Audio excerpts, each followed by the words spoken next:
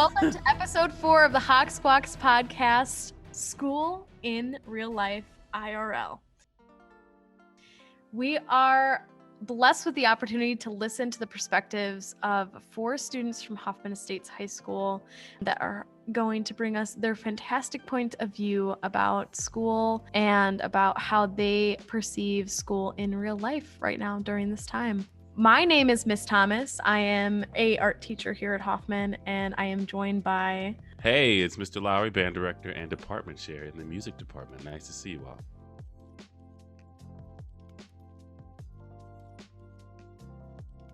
all. Hi, I'm Riley. I'm a freshman, and I would rather spend a day without my phone.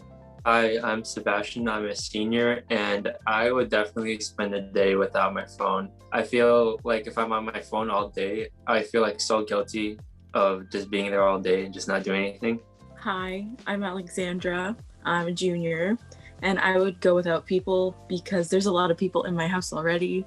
So it would be nice not to see a lot of people. I'm Kyle. I'm a sophomore currently, and I would probably go without my phone because, like Sebastian said, I feel really horrible and unproductive when I'm on my phone for a lot of time at once. Which one? Are anybody like coming into school? Raise your hand if you're coming into school now. Okay, so we got 2 and 3 and then 1. Okay, cool. So, why are you back in person? And if you're not, why are you not back in person? If that's a personal question that you don't want to answer, I understand. But give me some reasoning why we felt like it was a better choice on either side. So I'm in person every day, and I come in person because I need interaction with other people. And when I'm on Zoom, I tend to not pay attention, and I usually fall asleep on accident. So I definitely need the presence of a teacher to stop me from falling asleep. Just got bored of staying at home. Last Friday was my first day of school back, and I kind of wish that I came back earlier. I miss interacting with people. I miss being around my teachers, and I'm more engaged in if I'm actually in person rather than being home online with a bunch of other distractions around me. Why didn't you come back sooner?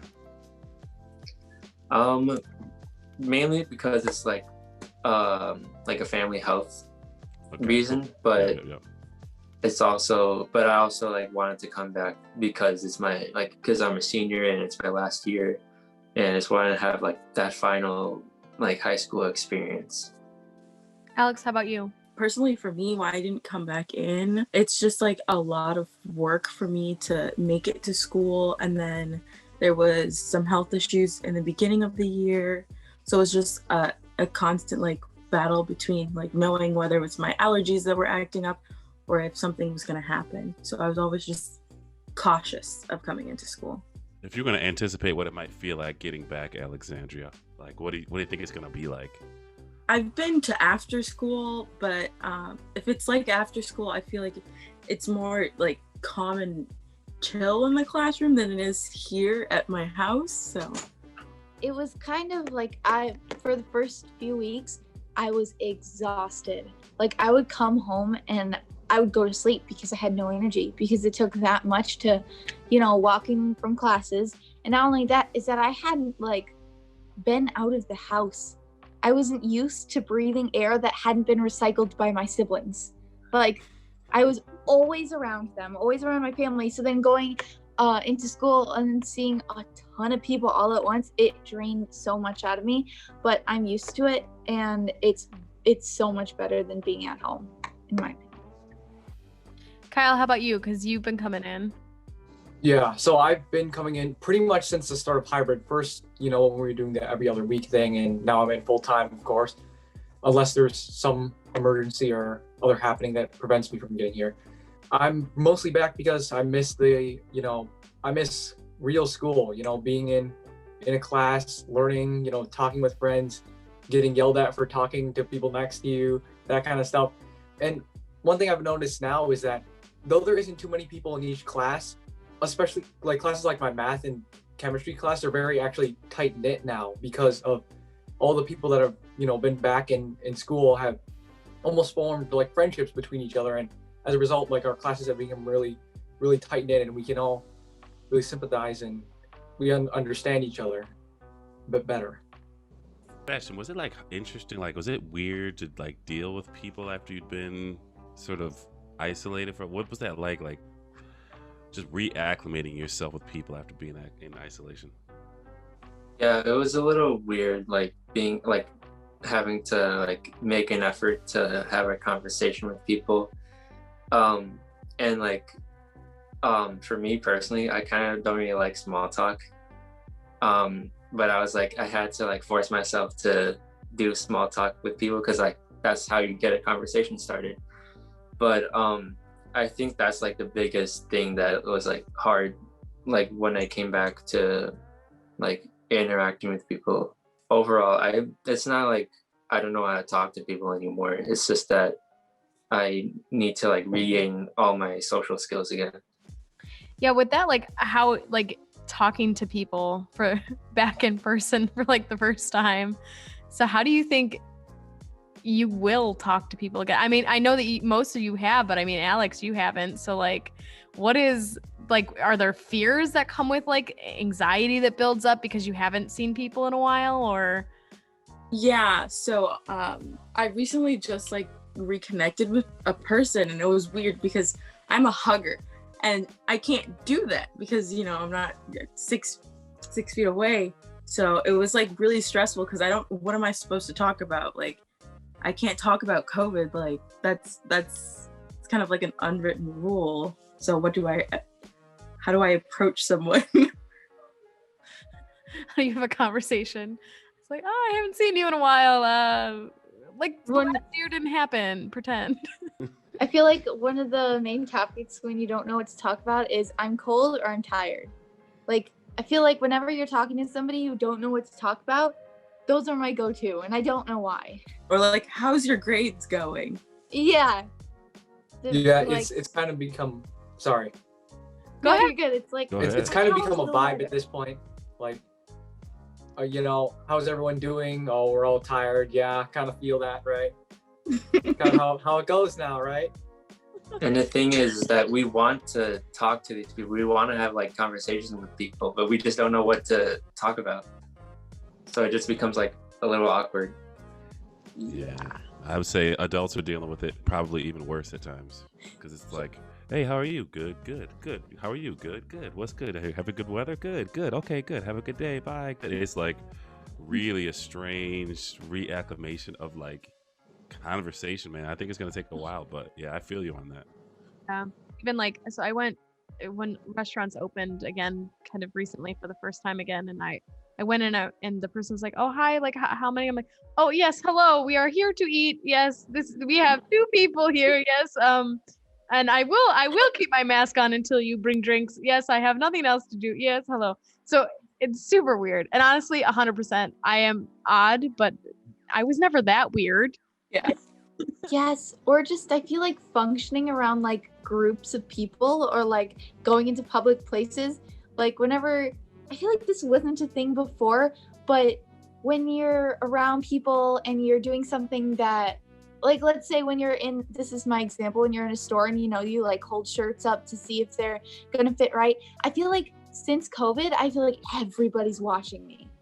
Like I've become 10 times more self-conscious of what I do in public because I don't go out in public often. So when I do, I'm like, everybody's watching my every move. And it's like freaking me out. Yeah, I definitely agree with that. I try not to sneeze at all in public because if you sneeze, you get like 10, 12, 15 looks from all different directions. You're like, that's just, it's the spring. There's pollen in the air and stuff, right?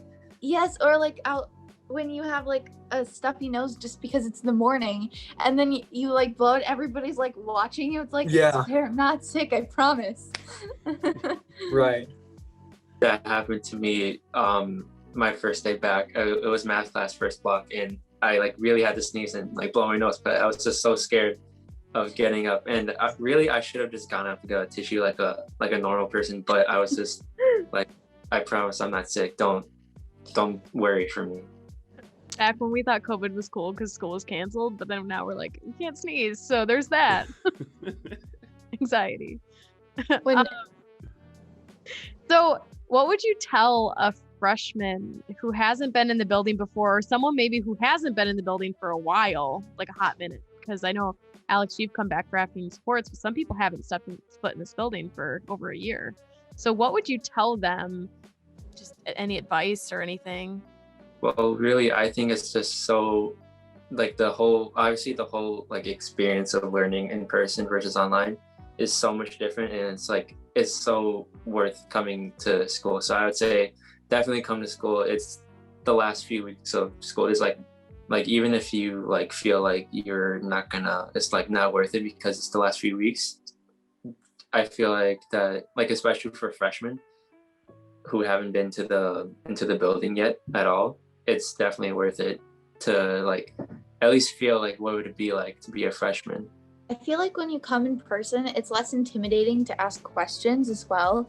Like, I remember on Zoom, like in math, I'll have a question, but I just won't answer, or I won't ask it because I'm afraid like everybody's listening. Like in person, you can choose to tune somebody out. Over Zoom, you can't do that. You can't just like, because you can't mute everybody else. So it's kind of like, well, I'll just private chat the teacher and then hope that they can explain it over chat instead of you having to talk about it. On a more neutral note, there are a couple things that, people who haven't been in the building for a while should just know, like the arrows right from getting around the halls and up and down stairs. So you have to follow those guidelines, as well as, periods being dismissed in 3 groups, classes being dismissed in 3 groups, so that there is not a lot of traffic flow in the hallways at any one given time, right? And also they should get used to the smell of cleaner being ingrained in your nostrils, because that is there all the time and there's nothing you can do about it really. So I play sport and they have to spray down our gear every time. And so I'll put the helmet on like a day after and I'll be like, I just got choked by a wave of Lysol, because it has that really strong like lemon scent, so when you breathe it in, it just stings your nose, and I'm like, wow, this smell's gonna impact me when I get older, and I'm gonna smell Lysol and remember school when we had COVID. Yeah. Alex, what's your perspective? So you like, what would you tell a freshman like who's either not in the building before it could be like, don't go back? Like, what would your perspective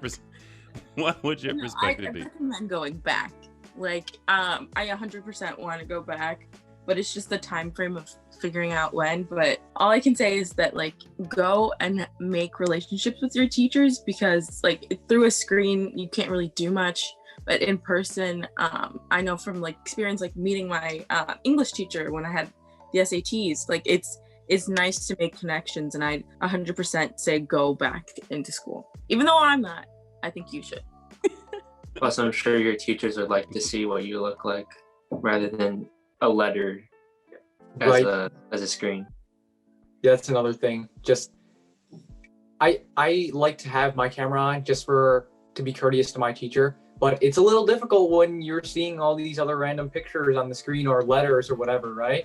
So yeah, there's a freshman that came in for the first time this Monday, and I swear I thought, because he's like super tall, so I thought he like worked at the school, because I'd never seen him before, and it turns out he's a trumpet player. So it was nice to meet him for the first time. I had a student come in today that I have had for a year prior to the pandemic, and I had no idea who she was. Yep. She walked in and I was like, hello, who are you? And then she like looked up and I was like, oh my God. Yeah. I haven't seen you in a year. I was like, what happened to the glasses? I was like, you've changed. Why? I don't recognize. Yeah, that's tough. I hate the feeling of reintroducing myself when I see a person for the first time in person. I'm like, hi, so who are you? Because I haven't seen your face on camera ever. And they're always taller, always much taller than they look at home. So he's like, I promise you I'm not that tall. Okay. You're taller than me, so you're good. But I'm not that tall. No, I was just going to talk. I know that I was chatting with some of my students. I know Alex was there when I was kind of talking about it. But, what do you want teachers to know about your transition back, or about our transitions back into person, into building after not being here for a while? What things would you want them to know about? It's hard adjusting. Like even coming in for like after school, it's so hard adjusting because you're so used to like having everything on the iPad and everything like right in front of you, having to split screen it and everything. So it's so hard adjusting to having like resources that you don't have to go and purchase or have to go in and find a way how to do it, like watching videos just to figure out something. I feel like there should be a period because we've just learned how to figure out things on Zoom. And for us to come back into school, we have to figure out how not to like rewire our minds to think, oh, let me split screen Zoom while she's doing directions.